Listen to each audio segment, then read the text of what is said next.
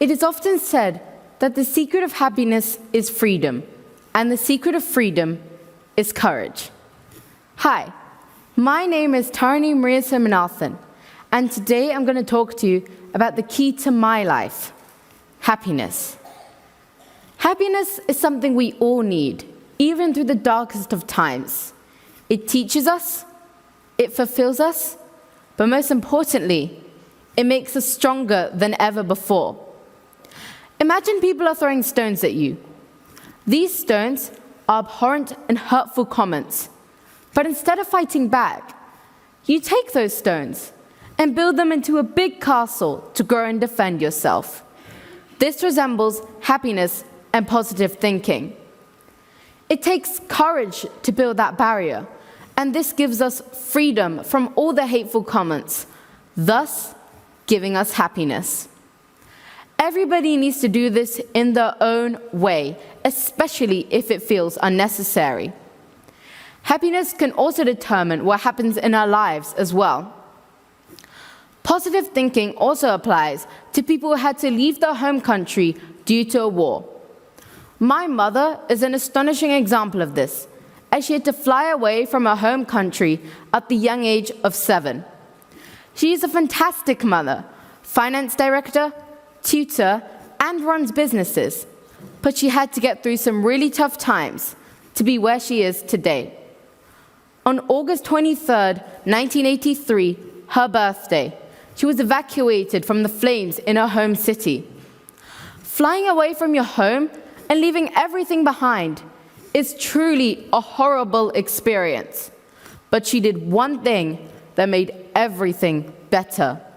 She was positive. She came to an unfamiliar environment in India upset because she had to leave Sri Lanka and everything she knew behind, but she still put a smile on her face.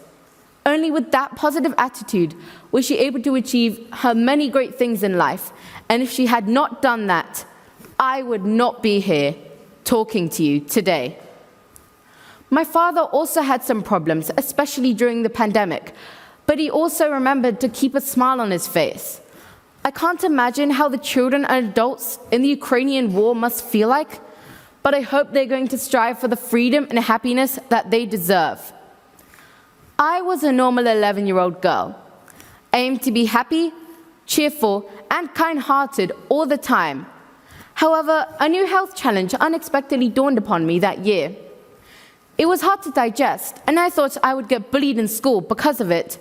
However, my parents, teachers, and friends stood by my side and gave me the strength through the testing times. I never felt down about myself ever again, and it gave me a lot of courage and freedom and a burst of happiness. I do mindfulness and meditation, which develops resilience. Anyone can have an amazing life if one has a positive attitude. I do mirror work, which empowers me to be grateful and happy for everything that is in my life. My religion also teaches me to be grateful as well. I am a Hindu, which means I believe in good karma and bad karma. If I lead a life filled with good karma, I'll be able to go to moksha, Hindu heaven. And if I lead a life filled with bad karma, I would have to be reincarnated until I lead a good life. I apply these guidelines to happiness as well. Every Hindu has a goal that they must achieve before the end of their life, also known as dharma. At first, we don't know what our dharma is, but we start to understand what it is while we are living. I believe that part of my dharma is to always be happy, even through the tough times, as it makes me stronger than ever before. Happiness helps build the inner core strength of our souls, making us feel like we're floating on cloud 9. And with that statement, I have come to the end of my speech. That was my philosophy of happiness. What's yours? Thank you for listening.